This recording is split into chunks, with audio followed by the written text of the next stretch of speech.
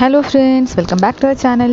അപ്പോൾ ഇന്ന് ഞാനിവിടെ വന്നിട്ടുള്ളത് ഒരു ഉണ്ണിയപ്പത്തിൻ്റെ റെസിപ്പി ആയിട്ടാണ്. നമ്മൾ ഓൾറെഡി ഒരു ഉണ്ണിയപ്പത്തിൻ്റെ റെസിപ്പി ഇട്ടിട്ടുണ്ട്. അത് ഇൻസ്റ്റൻ്റായിട്ട് നമുക്ക് അപ്പം തന്നെ ഉണ്ടാക്കിയെടുക്കാൻ പറ്റുന്ന ഒരു ഉണ്ണിയപ്പമായിരുന്നു. ഇത് കുറച്ചും കൂടെ വേറൊരു രീതിയിൽ കുറച്ച് ഫെർമെൻറ്റ് ചെയ്യാനൊക്കെ വെച്ചിട്ട് ഉണ്ടാക്കുന്ന തരത്തിലുള്ളൊരു ഉണ്ണിയപ്പമാണ്. വളരെ ഈസി ആയിട്ട് ഉണ്ടാക്കാവുന്നതാണ്. അപ്പോൾ വീഡിയോയിലേക്ക് പോകുന്നതിന് മുമ്പ് ചാനൽ ആദ്യമായിട്ടാണ് കാണണമെങ്കിൽ ഒന്ന് സബ്സ്ക്രൈബ് ചെയ്തേക്കുക. സബ്സ്ക്രൈബ് ചെയ്താലും പുതിയ വീഡിയോസിന് മുകളിൽ നോട്ടിഫിക്കേഷൻ കിട്ടുന്നതിന് വേണ്ടി അടുത്ത് കാണുന്ന ബെല്ലൈക്കൺ കൂടി ഒന്ന് പ്രസ് ചെയ്തേക്കുക. അപ്പോൾ നമുക്ക് നേരെ എങ്ങനെയാണ് ഈ ഉണ്ണിയപ്പം ഉണ്ടാക്കുന്നത് നോക്കാം. നേരെ വീഡിയോയിലേക്ക് പോവാം.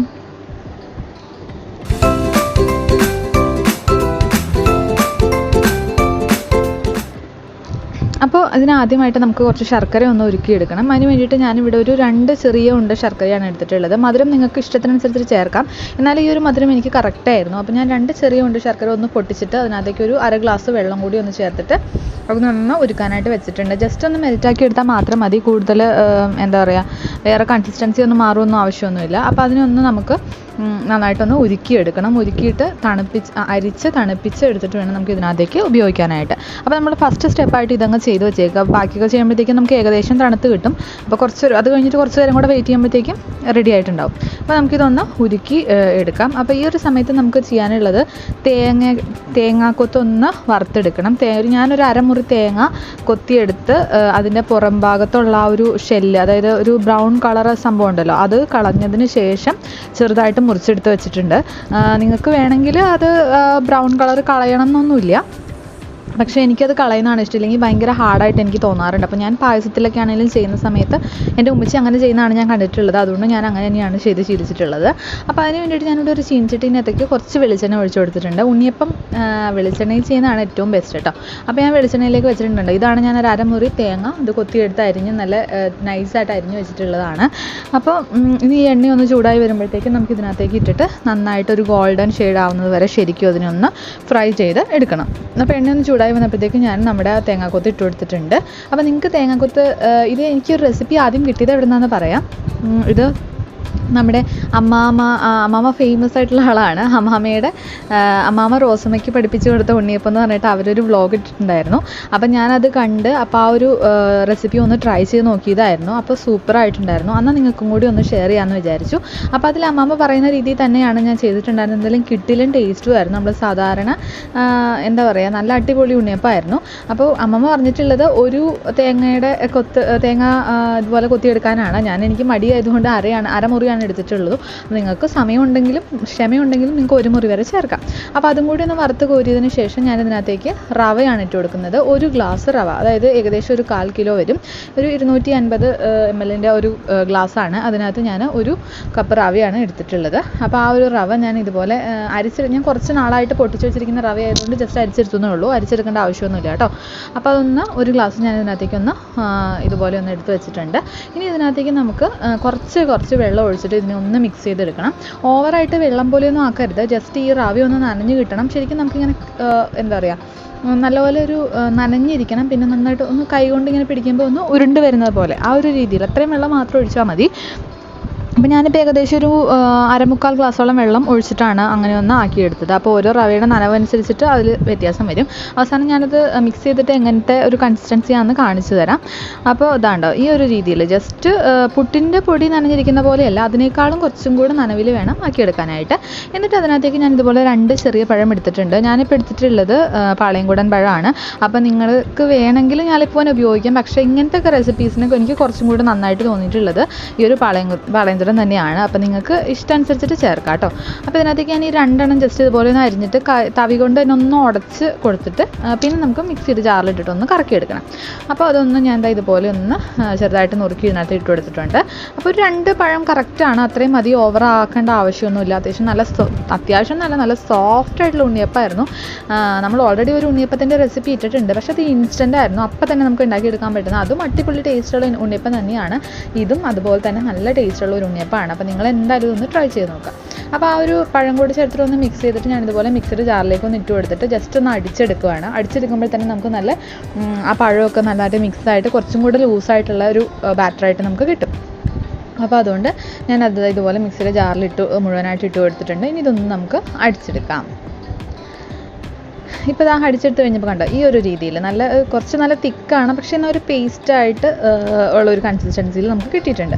അപ്പോൾ ഈ ഒരു രീതി മതി. ബാക്കിയുള്ള ഒരു ബാറ്റർ ലൂസാക്കുന്നത് നമ്മൾ നമ്മുടെ ശർക്കരപ്പാനി വെച്ചിട്ടാണ്. അപ്പോൾ അതുകൊണ്ട് ഓവറായിട്ട് വെള്ളം ചേർത്ത് കഴിഞ്ഞാൽ നമുക്ക് മധുരം കൂടില്ല. അപ്പോൾ ഈ ഒരു രീതിയിൽ ഞാനിതാക്കി എടുത്തിട്ട് ഇതിനകത്തേക്ക് ഞാൻ ആ റവ എടുത്ത അതേ ഗ്ലാസ്സിൽ തന്നെ അതേ അളവിൽ തന്നെയാണ് മൈദ എടുത്തിട്ടുള്ളത്. അതും ഞാൻ ഇതുപോലെ ഒന്ന് അരിച്ചെടുക്കുകയാണ്. നമ്മളിങ്ങനെ സ്റ്റോർ ചെയ്ത് വെച്ചേക്കുന്നത് കൊണ്ട് ഇനിയിപ്പോൾ വല്ല കരടൊക്കെ ഉണ്ടെങ്കിൽ പോയിക്കോട്ടെ എന്ന് വെച്ചിട്ടാണ് ഞാൻ അരിച്ചിട്ട് കൊടുത്തിട്ട്. നിങ്ങൾക്ക് വേണമെങ്കിൽ മാത്രം അരിച്ചിട്ട് കൊടുത്താൽ മതി. അപ്പോൾ ഞാനതൊന്ന് അരിച്ചിട്ടിട്ട് നന്നായിട്ട് തന്നെ ഒന്ന് മിക്സ് ചെയ്ത് കൊടുക്കുന്നുണ്ട്. ഇതുപോലെ ആദ്യം ഒരു തവി വെച്ചിട്ട് നന്നായിട്ട് മിക്സ് ചെയ്യുക. എന്നിട്ട് നിങ്ങൾക്ക് വേണമെങ്കിൽ കൈ ഉപയോഗിച്ചിട്ടാണെങ്കിലും മിക്സ് ചെയ്യാം. കൈ ഉപയോഗിച്ച് ചെയ്യുന്നതുകൊണ്ട് കുഴപ്പമൊന്നുമില്ല. നമ്മുടെ വീട്ടിലുള്ളവർക്ക് വേണ്ടിയിട്ടുള്ളതാണല്ലോ, കൈ ഉപയോഗിക്കുന്നതാണ് എപ്പോഴും നല്ലത്. നന്നായിട്ട് മിക്സായി കിട്ടാനും നമ്മുടെ കയ്യിലുള്ള ഒരു ഫ്രണ്ട്ലി എൻസൈംസ് ഒക്കെ ചെല്ലുമ്പോഴാണ് ശരിക്കും നമ്മുടെ ഓരോ ഫുഡിനും നല്ല ടേസ്റ്റ് ഉണ്ടാവുക. അപ്പോൾ നിങ്ങൾക്ക് വേണമെങ്കിൽ കൈ വെച്ച് ചെയ്യാം, അല്ലെങ്കിൽ സ്പൂൺ വെച്ചിട്ട് ചെയ്യാം, അല്ലെങ്കിൽ ഗ്ലൗസോ എന്തെങ്കിലും ഇട്ടിട്ട് ചെയ്യാം. അതൊക്കെ നിങ്ങളുടെ ഇഷ്ടം. അപ്പോൾ ഈ ഒരു രീതിയിൽ ഞാൻ നന്നായിട്ട് തന്നെ ഒന്ന് ഇതിനെ മിക്സ് ചെയ്ത് കൊടുക്കുന്നുണ്ട്. അപ്പോൾ ഞാനത് രണ്ടും കൂടി ഒന്ന് ചേർത്തിട്ട് നന്നായിട്ടൊന്ന് മിക്സ് ചെയ്ത് എടുത്ത് വെച്ചിട്ടുണ്ട്. ഇനി ഇതിനകത്തേക്ക് നമുക്ക് നമ്മുടെ ശർക്കരപ്പാനി അരിച്ച് ചൂടാറിയൊക്കെ വെച്ചിട്ടുള്ള ശർക്കരപ്പാനി, എന്തായാലും ശർക്കരപ്പാനി അരിക്കണം കേട്ടോ. അതിനകത്ത് കുറേ കരടുകൾ കാണും, അത് കളയാൻ വേണ്ടിയിട്ടാണ് നമ്മൾ ഈ അരിക്കുന്നത് പറയുന്നത്. അപ്പോൾ അത് കുറച്ചായിട്ടൊന്ന് ഒഴിച്ചു കൊടുത്ത് ഇപ്പോൾ ഈ ഒരു വലിയ കപ്പിന് ഏകദേശം ഒരു 3/4 കപ്പോളം ഉണ്ടായിരുന്നു കേട്ടോ. അപ്പോൾ അത് മുഴുവൻ ഞാൻ ഇതിനകത്തേക്ക് ഉപയോഗിച്ചിട്ടുണ്ടായിരുന്നു. എനിക്ക് മധുരം കൂടുതലൊന്നും അല്ലായിരുന്നു, പെർഫെക്റ്റ് ആയിട്ടുള്ള മധുരമായിരുന്നു. അതുപോലെ ബാറ്റർ കറക്റ്റ് കൺസിസ്റ്റൻസി വന്നത് അത് മുഴുവൻ ഒഴിച്ചപ്പോഴാണ്. അപ്പോൾ നിങ്ങളത് ഒഴിച്ച് നോക്കുക, എന്നിട്ട് നമുക്ക് കറക്റ്റായിട്ടുള്ള പാകം ആകുമ്പോഴത്തേക്കും നിർത്തുക. അപ്പോൾ ഞാൻ അത് കുറച്ചായിട്ട് ഒഴിച്ചു കൊടുത്തിട്ട് ആദ്യം സ്പൂൺ വെച്ചിട്ടൊക്കെ ഒന്ന് മിക്സ് ചെയ്യാൻ നോക്കി. പിന്നെ എനിക്ക് ദേഷ്യം വരുന്നുണ്ടായിരുന്നു, അത് ഇങ്ങനെ ഇളക്കിയെടുക്കാൻ പാടായതുകൊണ്ട്. അപ്പോൾ ഞാനതങ്ങ് മാറ്റിയിട്ട് കൈ തന്നെ ഉപയോഗിച്ചിട്ടാണ് ചെയ്തിട്ടുണ്ടായിരുന്നത്. അപ്പോൾ നിങ്ങൾക്ക് വേണമെങ്കിൽ കൈ ഉപയോഗിക്കാം, അല്ലെങ്കിൽ സ്പൂണിൽ തന്നെ ചെയ്യാം കേട്ടോ. അപ്പോൾ കൈ ഉപയോഗിച്ചിട്ട് ഞാൻ ജസ്റ്റ് ഒന്ന് മൊത്തത്തിലൊന്ന് മിക്സ് ചെയ്ത് കൊടുത്തു. അതിനുശേഷം ഞാൻ മിക്സിയുടെ ജാറിലിട്ടൊന്ന് കറക്കി കുറച്ചും കൂടെ സ്മൂത്തനാക്കി എടുത്തായിരുന്നു. കൈ കൊണ്ട് തന്നെ ചെയ്യാൻ പിന്നെ എനിക്ക് മടിയായിരുന്നു. എന്നിട്ട് ഞാൻ മിക്സിയുടെ ജാറിലിട്ട് ചെയ്യുമായിരുന്നു. അപ്പോൾ നിങ്ങൾക്ക് നിങ്ങളുടെ ആ ഒരു ഇഷ്ടത്തിനനുസരിച്ച്, അല്ലെങ്കിൽ നിങ്ങളുടെ കൈവശം അനുസരിച്ചിട്ട് നിങ്ങൾക്കിത് ചെയ്തെടുക്കാം. അപ്പോൾ ഞാൻ ഇതുപോലെ ഒന്ന് കൈ കൊണ്ടൊന്ന് ആക്കാനൊക്കെ ശ്രമിച്ചു. അപ്പോഴും കട്ടയുടച്ചുകൊണ്ടിരിക്കാൻ എനിക്ക് മടിയായി. അപ്പോൾ ഞാൻ മിക്സിയുടെ ജാറിൽ ഇട്ടു. അപ്പോൾ നിങ്ങളുടെ ഇഷ്ടത്തിനനുസരിച്ചിട്ട് നിങ്ങൾക്കത് ചെയ്യാം. എന്തായാലും മധുരം പെർഫെക്റ്റ് ആയിരുന്നു കേട്ടോ. അപ്പോൾ ഞാനത് ഇതാണ്ടോ മിക്സിയുടെ ജാറിൽ ഇതുപോലെ എടുത്തിട്ട് നല്ലപോലെ ഒന്ന് മിക്സ് ചെയ്ത് എടുത്തു. അപ്പോൾ അതാണ്ട് നല്ല സ്മൂത്തായിട്ട് കിട്ടിയിട്ടുണ്ട്. അപ്പോൾ ഞാൻ മൊത്തത്തിൽ 2 തവണയായിട്ടാണ് ആ ബാറ്റർ ഒന്ന് മിക്സ് ചെയ്ത് എടുത്തത്. അപ്പോൾ എനിക്ക് തോന്നുന്നു കൈ കൊണ്ടൊക്കെ ചെയ്ത് സമയം കളയേണ്ട ആവശ്യമൊന്നുമില്ല. മിക്സിയുടെ ജാറിലേക്ക് ഇട്ട് കഴിഞ്ഞ് കഴിഞ്ഞാൽ കുറച്ചുകൂടെ ഈസി ആയിട്ട് ചെയ്യാനായിട്ട് പറ്റും. അപ്പോൾ ഞാൻ അത് 2 പാർട്ടായിട്ട് ചെയ്തു. 2ഉം ഇതുപോലെ ഒന്ന് മിക്സ് ചെയ്ത് എടുത്തിട്ടുണ്ട്. അപ്പോൾ നോക്കുമ്പം ബാറ്ററിന്, അപ്പോൾ ഞാൻ മുഴുവൻ ശർക്കരപ്പാനി ആദ്യം ഒഴിച്ചിട്ടുണ്ടായിരുന്നില്ല കേട്ടോ. അപ്പോൾ ഞാൻ ഇങ്ങനെ കറക്കി എടുത്തിട്ട് നോക്കിയപ്പോഴത്തേക്കും കുറച്ച് തിക്കാണ്. നമുക്ക് ദോശമാവിൻ്റെ ബാറ്ററിൻ്റെ ആ ഒരു ലൂസ് എന്തായാലും വേണം. അതിനേക്കാളും കുറച്ചും കൂടി ലൂസായാലും കുഴപ്പമില്ല, പക്ഷേ ഓവറായിട്ട് ലൂസായി പോകരുത്. അതുപോലെ ഇഡ്ലി മാവിൻ്റെ കൺസിസ്റ്റൻസി ഒട്ടും പറ്റില്ല, അത് കുറച്ചും കൂടെ നമ്മുടെ ഉണ്ണിയപ്പം ഹാർഡാക്കി കളയും. അതുകൊണ്ട് നമ്മൾ കുറച്ച് കണ്ടോ ഈ ഒരു രീതിയിൽ നല്ല കോരി ഒഴിക്കുമ്പോൾ നല്ല സ്മൂത്തായിട്ട് വരണം. നമ്മുടെ ദോശമാവിൻ്റെയൊക്കെ ഒരു കൺസിസ്റ്റൻസി ആ ഒരു രീതിയിലേക്ക് ബാറ്റർ മാറ്റി അതിന് ശേഷം അതിനകത്തേക്ക് നമ്മൾ വറുത്ത് വെച്ചിട്ടുള്ള തേങ്ങാക്കൊത്ത് ഇട്ട് കൊടുത്തിട്ടുണ്ട്. പിന്നെ നമുക്ക് ആവശ്യമുള്ളത് ഏലക്ക പൊടിച്ചതാണ്. ഞാൻ ഏലക്കയും ഒരു 5-6 ഏലക്ക, പിന്നെ അതിനകത്തേക്ക് ഒരു 2 ടീസ്പൂൺ പഞ്ചസാരയും കൂടെ ചേർത്തിട്ടാണ് പൊടിച്ച് എടുത്തത്. കാര്യം ഏലക്ക നന്നിട്ട് പൊടിഞ്ഞിട്ടാൻ വേണ്ടിയിട്ട് മാത്രമാണ് കേട്ടോ. അല്ലാതെ ഏലക്ക പൊടിച്ചിട്ടുണ്ടെങ്കിൽ അതൊരു 2-3 ടീസ്പൂൺ ഇട്ട് കൊടുത്താലും മതി. ഏലക്കയുടെ ഒരു ടേസ്റ്റ് കുറച്ച് ഹൈലൈറ്റ് ചെയ്ത് നിൽക്കുന്നത് നല്ലതാണ് ഉണ്ണിയപ്പത്തിന്. അപ്പോൾ ഇതും കൂടി ഒന്ന് ചേർത്തിട്ട് നന്നായിട്ട് തന്നെ ഒന്ന് മിക്സ് ചെയ്ത് കൊടുത്തു. എല്ലാ ഭാഗത്തേക്കും ഒന്ന് എത്തിച്ച് മിക്സ് ചെയ്ത് കൊടുത്തു. ഇപ്പോൾ നമ്മൾ ആ ഒരു എടുത്ത് വെച്ചിട്ടുള്ള ആ ശർക്കരപ്പാനി, ആ ഒരു കപ്പിനുണ്ടായിരുന്ന 3/4 കപ്പ് ശർക്കരപ്പാനി മുഴുവൻ ഇതിനകത്തേക്ക് ഉപയോഗിച്ചിട്ടുണ്ടായിരുന്നു കേട്ടോ. അപ്പോൾ ഞാനിതെല്ലാം കൂടെ ചേർത്ത് മിക്സ് ചെയ്തു. കുറച്ച് ഉപ്പും കൂടി ഒന്ന് ചേർത്ത് കൊടുത്തിട്ടുണ്ട്. ജസ്റ്റ് ആ മധുരത്തിന് ഒന്ന് ബാലൻസ് ചെയ്ത് വയ്ക്കാൻ വേണ്ടിയിട്ട് മാത്രമുള്ള ഉപ്പാണ്. ഒരു പിഞ്ച് ഉപ്പ് ചേർത്താൽ മതി. അതുകൂടി ചേർത്തിട്ട് ഒന്ന് മിക്സ് ചെയ്യാം. എന്നിട്ടൊരു 2 മണിക്കൂർ മിനിമം ഒന്ന് അവിടെ അടച്ച് വെച്ചേക്കുക. എന്നാലാണ് നമുക്ക് എന്താ പറയുക, നല്ല ഇച്ചിരി പൊങ്ങിയൊക്കെ വരുള്ളൂ, നല്ല സോഫ്റ്റ് ആയിട്ടുള്ള ഉണ്ണിയപ്പം കിട്ടുള്ളൂ. ഈ ഒരു രീതി ചെയ്യുമ്പോൾ നമ്മളിതല്ലാതെ ഇൻസ്റ്റൻ്റായിട്ട് ചെയ്യുന്ന രീതി ഓൾറെഡി കാണിച്ചിട്ടുണ്ട് കേട്ടോ. അപ്പോൾ ഞാനിതൊരു 2.5 മണിക്കൂറത്തേക്ക് ജസ്റ്റ് ഇതൊന്ന് അടച്ച് വെക്കുന്നുണ്ട്. 2.5 മണിക്കൂർ കഴിഞ്ഞിട്ട് നമുക്കിതിനെ ഉണ്ണിയപ്പാക്കി എടുക്കാം. അപ്പോൾ ഇപ്പോൾ ഒരു 2.5-3 മണിക്കൂർ കഴിഞ്ഞിട്ടുണ്ട്. അപ്പോൾ ഈ ഒരു സമയത്ത് ഞാൻ ഉണ്ണിയപ്പം ഉണ്ടാക്കാനായിട്ട് തുടങ്ങുകയാണ്. അതിന് വേണ്ടിയിട്ട് ഉണ്ണിയപ്പം ചട്ടി വെച്ചിട്ടുണ്ട്. ഇതിനകത്തേക്ക് നമ്മൾ ഓയിൽ ഒഴിച്ച് കൊടുക്കുകയാണ്. എപ്പോഴും വെളിച്ചെണ്ണ ചെയ്യുന്നതാണ് ഏറ്റവും ബെസ്റ്റ്. പിന്നെ വെളിച്ചെണ്ണ കുറച്ച് ചിലവ് കൂടിയ സംഭവമാണ്, അതുകൊണ്ട് നമുക്ക് വേണമെങ്കിൽ സൺഫ്ലവർ ഓയിൽ ഉപയോഗിച്ചാലും കുഴപ്പമൊന്നുമില്ല. ഞാനിപ്പോൾ ഇവിടെ വെളിച്ചെണ്ണയിലാണ് ചെയ്തെടുത്തിട്ടുള്ളത്. അപ്പോൾ ഞാൻ ഇത് ഈ ഒരു രീതിയിൽ ഉണ്ണിയപ്പത്തിൻ്റെ ചട്ടിയിൽ എണ്ണ ഒഴിച്ച് കൊടുത്തിട്ടുണ്ട്. അത്യാവശ്യം നന്നായിട്ട് തന്നെ ഒഴിച്ച് കൊടുക്കുക, എന്നാലാണ് ഉണ്ണിയപ്പം നല്ല ടേസ്റ്റിൽ ഉണ്ടാവുള്ളൂ. അപ്പോൾ അത് ഒരു അടുപ്പിൽ വെക്കുക. അപ്പുറത്തെ അടുപ്പിൽ നമ്മൾ അതേ സമയത്ത് തന്നെ ഇതുപോലൊരു ചീനിച്ചട്ടിക്ക് അത് ഇതിനകത്തും കുറച്ച് എണ്ണ ഒഴിച്ച് വെക്കുക. അപ്പോൾ ഇത് ചെറിയ തീയിലിട്ടേക്കുക. അതൊന്ന് പൊങ്ങി വരുമ്പോഴത്തേക്കും നമുക്ക് ഇതിനകത്തേക്ക് ഇട്ടിട്ട് ഒന്ന് മൊരിയിച്ചെടുക്കുമ്പോഴാണ് നന്നായിട്ടുണ്ടാവുക. അപ്പം ഞാൻ അങ്ങനെ അപ്പുറത്തെ ഒരു ചീനിച്ചട്ടിയിലും വെച്ചിട്ടുണ്ട്. അപ്പോൾ ആ ഒരു സമയത്ത് ഇത് നന്നായി ചൂടായി ചൂടായി വരുമ്പോൾ തന്നെ ഞാനിത് മീഡിയം ടു ലോയിലാണ് ഇട്ടിട്ടുള്ളത്. എന്നിട്ട് അതിനകത്തേക്ക് ഞാനിതുപോലെ ബാറ്റർ ഒഴിച്ചൊഴിച്ച് കൊടുത്തു. അപ്പോൾ നമ്മുടെ ആ ഒരു ഉണ്ണിയപ്പത്തിൻ്റെ കുഴിയിൽ ഒരു ഹാഫ് വരുന്നത് പോലെ ഇട്ട് കൊടുത്താൽ മതി.